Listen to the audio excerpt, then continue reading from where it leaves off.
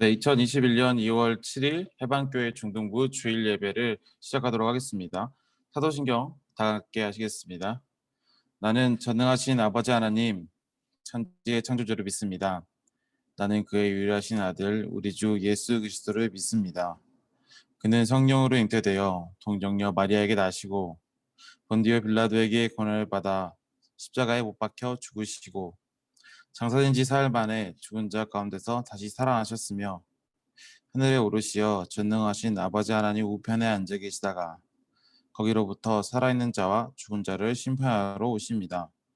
나는 성령을 믿으며 거룩한 공교회와 성도의 교제와 죄를 용서받는 것과 몸의 부활과 영생을 믿습니다.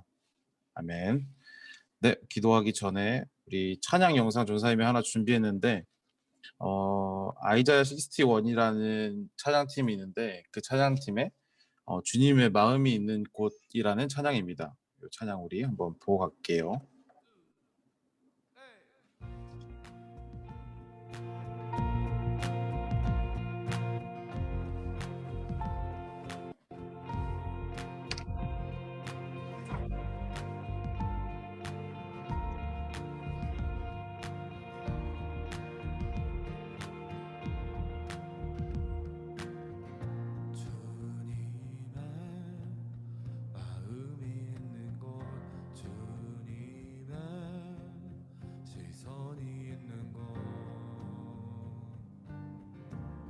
내가 있기 원하네.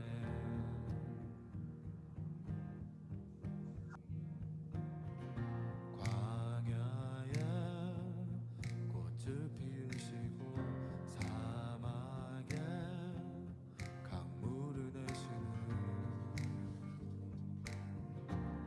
주의 놀라운 손길. 푸른 마르고 꽃이 시드나 주의 말씀은 영원하네.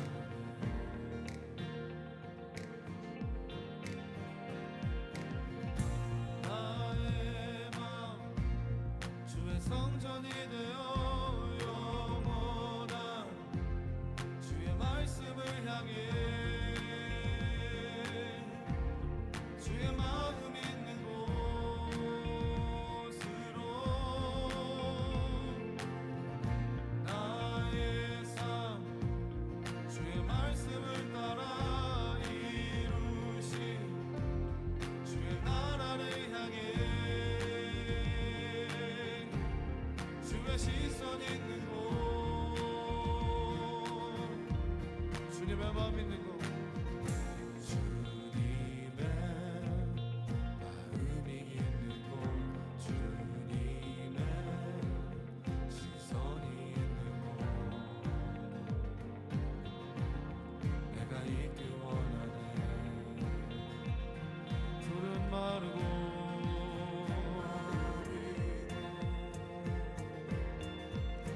꽃이 시드나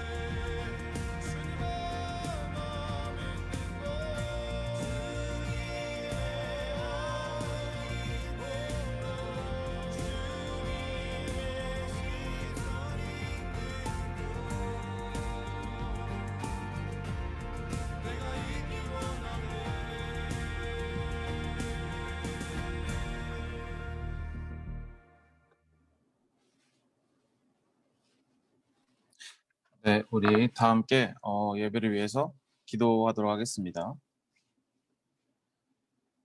하나님, 오늘 이 예배 자리에도 함께 우리 중등부 친구들이 모이게 해주심 감사드립니다. 비대면 기간이지만 우리 친구들이 주일날 아침을 구별하여 주께 드리오니 주님 기쁘게 받아주시옵소서. 오늘 우리가 함께 나누는 말씀 가운데서도 한 주간의 우리의 힘이 되고 우리의 응원이 되는 격려가 되는 하나님의 사랑을 느끼게 하시고, 그 사랑을 우리가 간직하기만 한 것이 아니라 내 주변의 친구, 내 주변의 이웃과 함께 그 사랑을 나눌 수 있는 우리 중등부 친구들에게 인도하시옵소서. 주님, 비대면 기간 또는 코로나로 위협을 받는 이 기간에 우리 친구들 건강을 위해서 기도합니다. 또 학기가 시작하는 친구들, 또 졸업하는 친구들, 새로운 시작을 준비하는 이 시기에 우리 친구들의 영육간에 강건하게 하셔서 아프지 않게 하시고, 친구들이 뜻하고자 계획하고자 실행하고 있는 그 일들을 강건하고 또 굳건하게 진행할 수 있는 우리 친구들에게 인도하여 주시옵소서. 주님의 강한 손, 강한 팔로 우리 친구들을 붙들어 주셔서 우리 친구들이 바라보는 곳이 우리 주님이 바라보시는 그곳이 되게 인도하여 주시옵소서. 모든 기도 감사드리며 예수님의 이름으로 기도드렸습니다. 아멘. 네, 오늘 우리가 함께 나눌 하나님의 말씀은 출애굽기 32장의 말씀입니다. 출애굽기 32장 1절에서 4절의 말씀을 전사님이 봉독하도록 하겠습니다. 1절 말씀입니다. 백성이 모세가 산에서 내려옴이 더딤을 보고 모여 백성이 아론에게 이르러 말하되, 일어나 우리를 위하여 우리를 인도할 신을 만들라. 이 모세 곧 우리를 애굽 땅에서 인도해낸 사람은 어찌 되었는지 알지 못함이니라. 아론이 그들에게 이르되, 너희의 아내와 자녀의 귀에서 금고리를 빼어 내게 가져오라.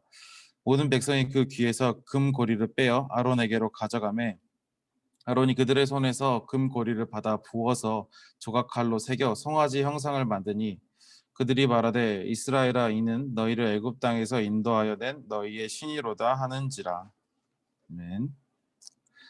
네, 오늘 여러분과 함께 나눌 말씀은 바로 유일한 통로 사랑의 선물이라는 주제로 우리 함께 출애굽기 32장의 말씀을 나눠보려고 합니다. 벌써 여러분 2월 첫째 주입니다. 또 우리 몇 친구들은 개학한 친구들고 있고, 또 이번 주는 졸업한 친구도 있는 그런 주인데요. 이런 좀 바쁘고 또 비대면에 여러분 어수선한 이 기간에도 주일 예배 자리를 잊지 않고 나온 여러분을 먼저 사랑하고 축복합니다. 환영합니다. 네, 우리 화면에 보이는 이름들을 바라보시면서 손 한번 흔들면서 환영합니다. 축복합니다. 한 번씩 해주세요. 네, 사랑하는, 네네, 그 눈빛만으로도 만족합니다. 네, 하고자 하는 그 눈빛, 네, 만족합니다. 네, 지금 우리는 출애굽기를 읽어가고 있습니다. 이번 주는 본문인 32장인데요. 32장까지는 이렇게 보시는 것처럼 출애굽을 한 뒤, 출애굽을 하고 홍해를 건너서 광야를 지나 이 시내산에 도착한 여기가 이제 32장의 배경이 되는 본문입니다. 시내산은 이스라엘 백성이 출애굽한 뒤 하나님께서 약속하신 땅으로 가는 과정 중에 하나님께서 이스라엘 백성과 새로운 언약을 맺으시는 굉장히 중요한 장소입니다. 이곳에서 우리가 굉장히 잘 알고 있는 이 십계명을 모세가 언약의 증표로 받아오는 그런 내용이 나타나기도 합니다.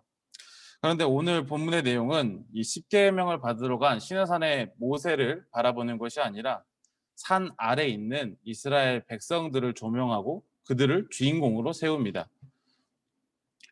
모세가 이스라엘을 이끌고 하나님의 이름으로 그들을 출애굽시켰습니다. 우리가 지난주 1월달 쭉 나눠본 것처럼 이 하나님의 이끄심으로 이스라엘은 노예 생활에서 해방되게 됩니다. 하나님은 모세를 통해서 애굽에서는 이게 10가지 재앙으로 그들과 함께 하셨고, 또 그들과 함께 하셔서 홍해를 건너게 하셨고, 낮에는 구름 기둥, 밤에는 불 기둥으로 그들을 지켜주셨습니다. 또 광야 생활에는 만나와 메추라기 그리고 바위에서 물이 나오게 하시면서 이스라엘과 항상 그들과 함께 하시고 그들을 지키고 그들이 하나님을 직접 경험할 수 있게 하셨습니다. 단순히 그냥 하나님이 이스라엘을 지켜주셨다 이게 아니라 시내산에 도착한 여기 이 시내산에 도착해 있는 이스라엘 백성들은 하나님을 앞에 이런 이 표시들, 이 방식대로, 요 여러 가지 방식대로 하나님을 경험한 무리들입니다. 단순히 누군가에게 듣고 그냥 뭐 누군가에게 전승처럼 받아들이는 그게 아니라 여기 시내산에 도착한 32장의 이스라엘 백성들은 하나님의 보호하심을 직접 경험한 세대입니다. 그런 무리들인 것이죠. 즉 오늘 본문에서 이스라엘 백성들은 하나님을 떠났거나 하나님을 잊어버리거나 하나님을 외면하는 것이 아니라 모세처럼 먼저 하나님을 경외하고 하나님을 신뢰하는 그런 상태라는 것을 우리가 추측할 수 있습니다. 왜냐하면 그 전까지 그들의 삶으로 경험하고 그들이 보호를 받은 것을 경험하고 느꼈기 때문에 모세와 뭐 동일하진 않더라도 비슷한 경외감, 신뢰감이 배경이 돼 있다는 것을 우리가 알 수 있죠. 이때까지 맨날 찡찡거리고 불평과 불만, 걱정만 보이던 이스라엘도 그들이 직접 경험한 기적들 그리고 자신들을 구원하신 하나님에 대한 분명한 믿음은 있었습니다. 근데 32장 1절에서 이스라엘 백성들은 무언가를 찾습니다. 여러분 32장 1절 한번 펴볼까요? 32장 1절 성경책에 있는 친구들을 한번 살짝 펴볼까요? 그들이 무언가를 지금 찾고 있습니다. 이 시내산에 이렇게 하나님의 도우심을 경험한 이 무리들이 시내산에 도착해서 무언가를 찾고 있습니다. 그것은 무엇일까요? 바로 그들이 찾고 있는 것은 그들을 구원해내는 신 하나님을 찾고 있습니다. 하지만 하나님을 찾고 있다라는 전사님의 말과는 다르게 본문이 주는 분위기는 사뭇 다른 느낌이 듭니다. 누가 봐도 이거는 우상 숭배인데 왜 전사님은 그들이 하나님을 찾았다라고 말을 하는 걸까요? 시내산에서 모세는 산 위에 있고 이스라엘 백성들은 그림처럼 산 아래에 있었습니다. 산 아래서 하나님을 만나러 간 모세를 기다리고 있습니다. 출애굽의 여정은 계속되고 마침 도착한 시내산에서 모세는 하나님과 새로운 언약을 이렇게 여기서 시내산 위에서 맺고 있었습니다. 본문 32장의 사건은 이때 발생했습니다. 모세가 하나님을 만나고 있을 때 산 아래의 이스라엘 백성은 하나님이 너무너무 싫어하는 이 우상 숭배를 행하고 있습니다.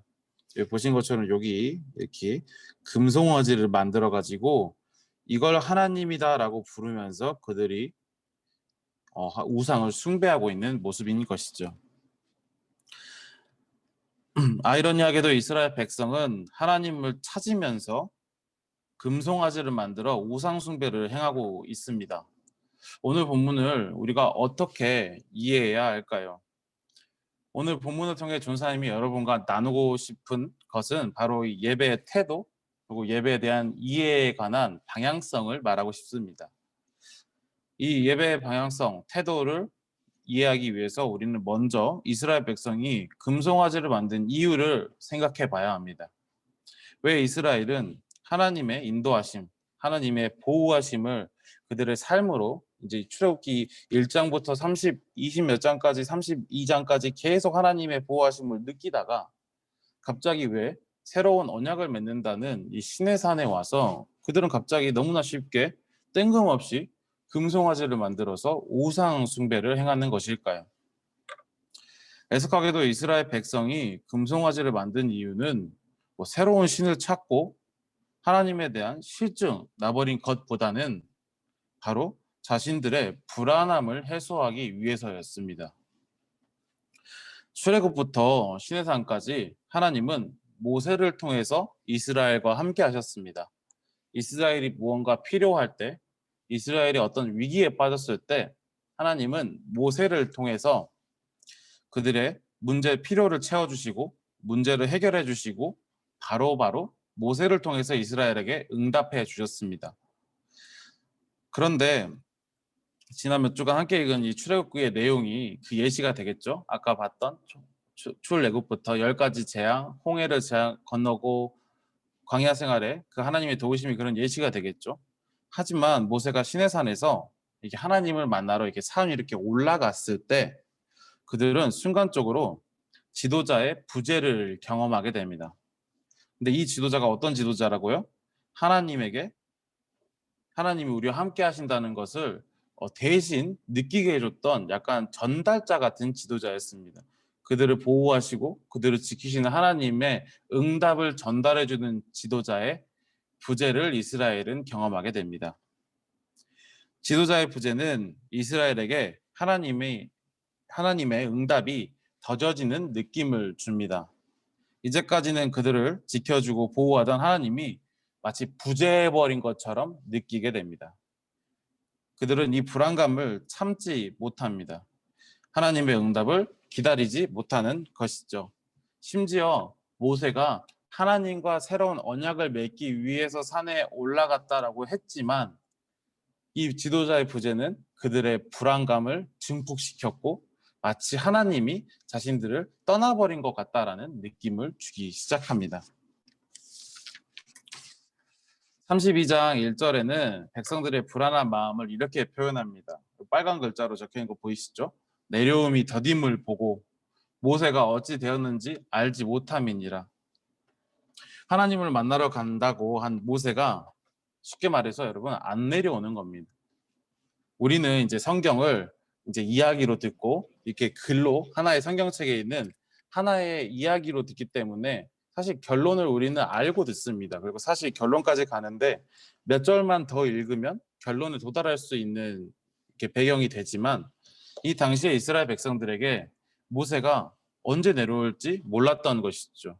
그가 40일이 될지, 그가 내려오지 않은 기간이 50일이 될지, 혹은 더 길어질지, 아니면 극단적으로 영영 내려오지 않을지 산 아래에서 모세를 기다리던 이스라엘 백성은 알 방법이 없었습니다. 몰랐으니까요. 그 시간이 하루하루 늘어갈 때마다 그들의 영적인 불안감은 점점 커지고 증폭되기 시작합니다. 이스라엘의 불안감은 스스로 하나님을 찾고자 하는 행동으로 번지고 그 행동은 그들이 스스로 금송아지를 만들게 했습니다. 하나님을 찾기 위해서 하나님이 부재했다라는 그 불안감 때문에 이스라엘은 하나님이 제일 너무너무 싫어하시는 우상 숭배를 행하게 됩니다. 그리고 또 그들이 스스로 만든 우상을 그들이 섬기게 되는 것이죠. 그들의 만족과 불안함의 해소를 위해서 하나님의 응답이 늦어진다고 느껴질 때, 하나님이 부재한다고 생각할 때 그들은 그들의 입맛에 맞는 예배와 그들의 입맛에 맞는 신앙생활을 만들어 버린 겁니다. 결론적으로 그들의 잘못된 열심은 신앙을 이렇게 풍성하게 한 게 아니라 오히려 하나님의 진노를 사게 되고 하나님의 징벌의 대상들이 되었습니다. 오늘 말씀은 굉장히 그렇게 어렵지 않은 내용입니다. 요약하자면 지도자가 부재했을 때 이스라엘 백성들은 그 하나님이 부재해버린 것 같다라는 불안감을 느끼고 하나님의 응답이 늦어졌을 때, 하나님의 응답이 들리지 않을 때 그들은 마치 하나님이 우리를 떠나버렸다라고 생각하게 됩니다. 이 불안감과 이 잘못된 오해는 그들의 잘못된 열심을 통해서 신앙을 풍성하게 하는 것이 아니라 하나님을 대적하고 하나님과 반대되는 우상 숭배의 행위로 나타나게 된 것이죠. 오늘의 메시지는 굉장히 좀 간단한 메시지입니다. 그렇다면 여러분, 오늘 이스라엘 모습은 여러분 어떻게 느껴지시나요? 전사님은 오늘 이제 본문을 통해 이제 특별히 이 비대면 기간에 전사님 나의 신앙을 되돌아보는 좀 기회가 됐던 것 같습니다.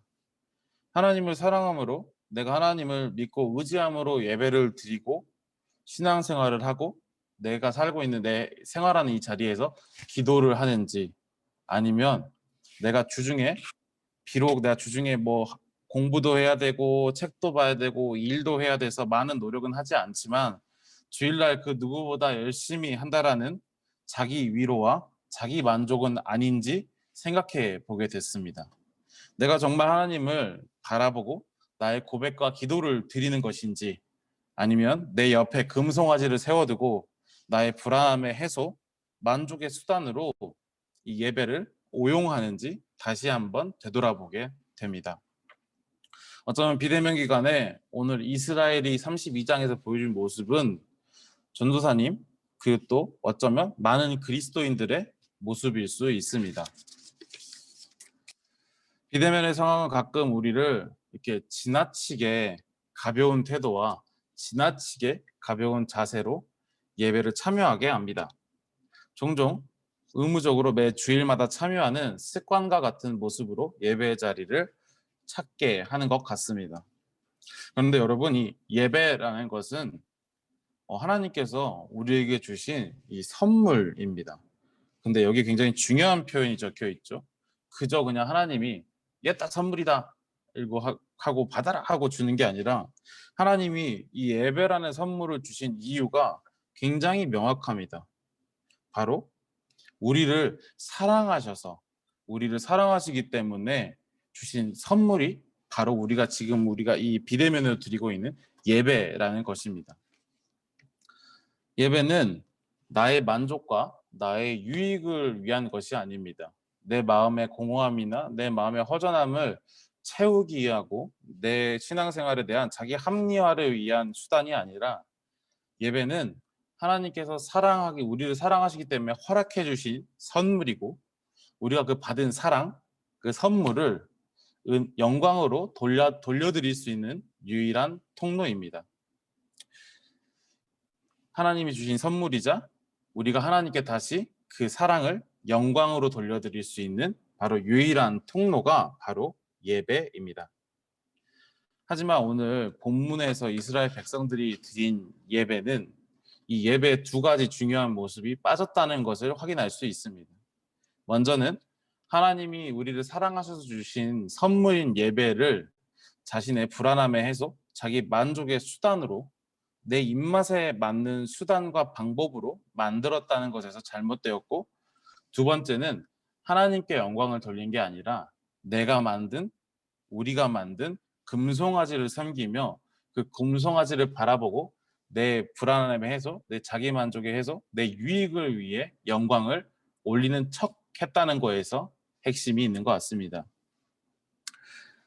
다시 한번 정리하자면 예배는 하나님께서 우리를 사랑하셔서 주신 선물이고 예배는 우리가 하나님께 영광을 돌릴 수 있는 유일한 통로입니다.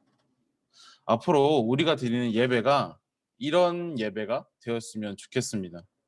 물론 모든 예배가 이렇게 순수할 수 있고 목적이 명확하고 우리가 하나님께 영광을 드릴 수 있으면 좋겠지만 적어도 우리가 드리는 이 예배가 어떤 의미인지 그리고 내가 어떤 자세로 드릴 때가 올바른 행동인지를 우리가 이해하고 예배를 드리면 좋겠습니다.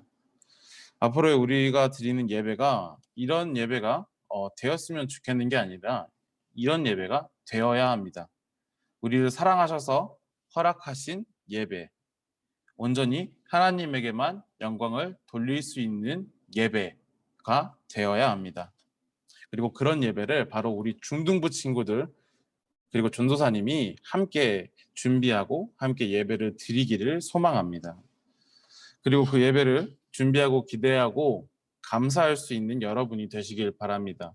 왜? 하나님께서 단순히 우리를 사랑하신다는 이유로 허락하신 선물이고 또 우리가 유일하게 하나님께 나아가고 유일하게 하나님께 그 영광을 돌릴 수 있는 통로라는 것에 우리는 예배를 준비해야 하고 예배를 기대할 수 있어야 하고 예배 가운데 감사할 수 있는 자세가 되어야 합니다. 좀 더 얘기하자면 이 예배를 준비하고 기대하고 감사하라고 전사님이 말씀드렸는데 준비하는 것은 무엇을 준비해야 될까요? 예배를 준비하기 위해선 먼저 아마 우리의 태도가 준비돼야 될 것 같습니다. 그저 습관 아니면 누가 하라 그래서 아니면 어쩔 수 없이 준비하는 예배가 아니라 나의 마음속에 하나님에 대한 감사함 그리고 하나님께 내가 어떤 말씀을 오늘 가지고 나아갈지 하나님께 내가 오늘 어떤 이야기를 할지를 기대하고 준비할 수 있는 것을 준비해야 되고 하나님께서 내 기도, 내 응답, 내 부름에 또 다른 응답으로 또 다른 사랑으로 나와 함께 하실 거라는 것을 기대해야 하고 이 기대 가운데 우리는 단순히 당연히 주는 것 마치 그냥 내가 말하면 바로 쏴주고 그냥 내가 견적 넣으면 바로 나오는 그런 게 아니라 단 이 하나의 이유, 하나님께서 나를 사랑하셔서 주신다라는 그 감사함을 가질 수 있어야 합니다. 여러분, 우리의 예배는 이런 의미가 돼야 됩니다. 하나님께서 사랑하시기 때문에 우리에게 주신 선물이고 그 선물을 받은 우리가 영광으로 하나님께 되돌릴 수 있는 유일한 통로라는 이해가 되어야 합니다. 여러분도 여러분의 예배를 그렇게 다짐하고 그렇게 준비할 수 있으시겠나요? 그런 다짐마저 우리 중등부 예배를 통해서 함께 만들어가고 함께 이루어갔으면 좋겠습니다.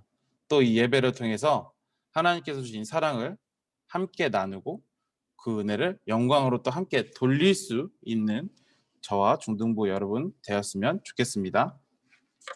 네, 오늘 함께 나눌 말씀 여기까지고요. 설교 요약 적혀 있죠. 유일한 통로, 사랑의 선물은 뭐다? 바로 예배라는 것을 기억해 주셨으면 좋겠어요. 예배는 단순히 나의 만족, 유익을 위한 것이 아니고 첫 번째, 하나님이 우리를 사랑하셔서 주신 선물, 그리고 우리가 영광으로 되돌릴 수 있는 유일한 통로라는 것을 여러분 꼭 기억하셨으면 좋겠습니다. 네, 오늘 예배 주기도문함으로 마무리하도록 하겠습니다. 하늘에 계신 우리 아버지, 아버지의 이름을 거룩하게 하시며 아버지의 나라가 오게 하시며 아버지의 뜻이 하늘에서와 같이 땅에서도 이루어지게 하소서. 오늘 우리에게 이러한 양식을 주시고 우리가 우리에게 잘못한 사람을 용서하여 준 것 같이 우리 죄를 용서하여 주시고 우리를 시험에 빠지지 않게 하시고 악에서 구하소서. 나라와 권능과 영광이 영원히 아버지의 것입니다. 아멘.